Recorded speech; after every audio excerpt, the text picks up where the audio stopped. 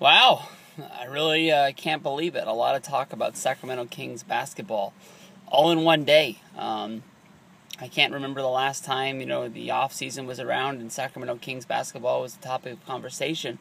You go back to 2 years ago, the fight was if the Sacramento Kings were going to stay in the city of Sacramento. It wasn't about any, um, you know, players coming in or leaving or anything like that. It was just basically they were going to pick the whole team up and move it to Seattle. The city of Sacramento, behind Kevin Johnson and behind Carmichael Dave, really, fought the good fight to make sure the Kings were going to stay here. And the Kings thanked us with another lottery season. No ups, no downs, really just in the same spot we were last year. You would think that with a new ownership coming in and them just really building up, that Sacramento Kings basketball is going to, have a rebirth of what they were in 2002. They would try to do some shake-em-ups last year. I know that they were able to sign Boogie Cousins. They were able to sign him to a long-term max deal extension to keep him here, and pretty much built the team around him.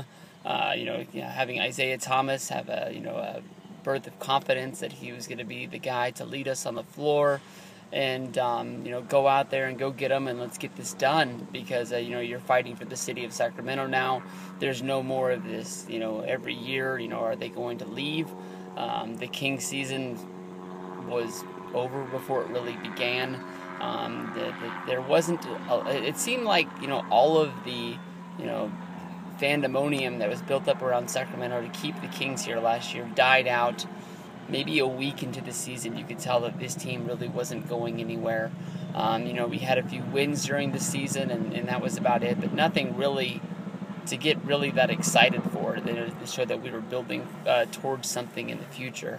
Now this season, the big question was Rudy Gay going to stay in Sacramento, or was he going to exercise his contract to be able to leave and go into free agency? I've known my whole life that the Sacramento Kings are never going to build a big team through a free agent move. Probably the biggest free agent that we've ever signed was Vlade Divac. At that time, it wasn't like he was really the guy that we were gunning for. He wasn't like, that's the guy we need. And we basically sort of signed him out of, there he is. He wasn't the biggest free agent on the market that year, but he ended up being the guy that glued that team together and really got us to the point where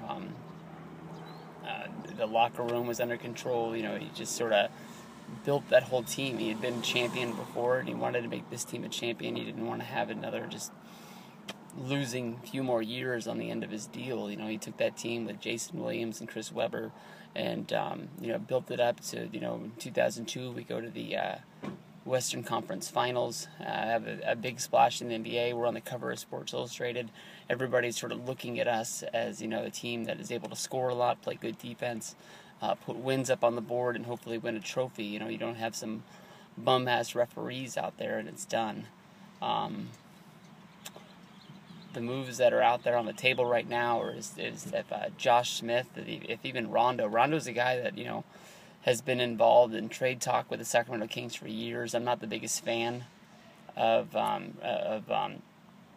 Rajon Rondo coming out of Boston. I don't think he's really a selfish player, but I don't think he's really a team player that much at all. He was sort of coming on. You could see that he was a star with Boston, even when they were winning their championships with Paul Pierce and Kevin Garnett. They had the big three going on there.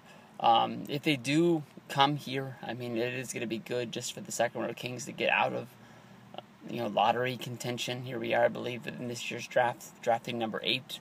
It seems like every year I've been a Kings fan since I was a kid. We were drafting number 7 or number 8, drafting players like Bobby Hurley, Walt Williams, Brian Grant in those numbers. I apologize, I remember those years more than I remember the years as of late.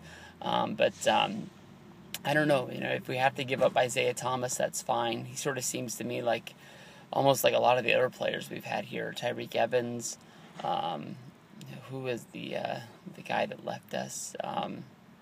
Kevin Martin, who's playing up in Minnesota, I believe, right now. he's a good player on our team because somebody has to score, somebody has to put the points on the board. They're not going to blow us out, every night, and we're not going to have somebody scoring those points. I don't think many, coaches were going up onto the board, before tip-off, saying if we want to win this game, we have to stop Kevin Martin. It was sort of like, we play our team basketball. This team's not as good as us.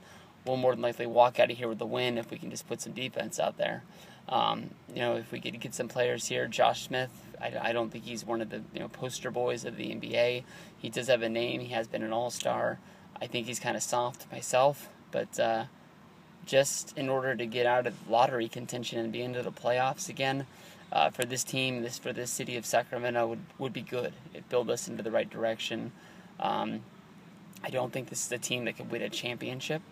I think that the best way for this team to move up is to get that draft pick. Why we didn't suck more this year, I have no clue. I have a few friends at work that as the Kings would win, they would greet me with, "Hey, we got a win last night," and I'm telling them, like, we don't want wins right now. We're not going to get any better like this. We're not going to be able to go out there and LeBron's not coming here. That's just an easy option. Carmelo Anthony, who just opted out of New York, he's not coming here. I could see the only way we really get that big, huge player is through the draft, and that's what we should have been going for. So I know that I was off on the Kings this year basically because they sucked, and it was hard to give a team a lot of time that you just know is going to suck at the end of the day. We lost a lot of games by 2 or 3 points, but that's when you're dealing with that on a day-in, day-out basis, that really carries on you and it really sucks. But let's get better, Kings.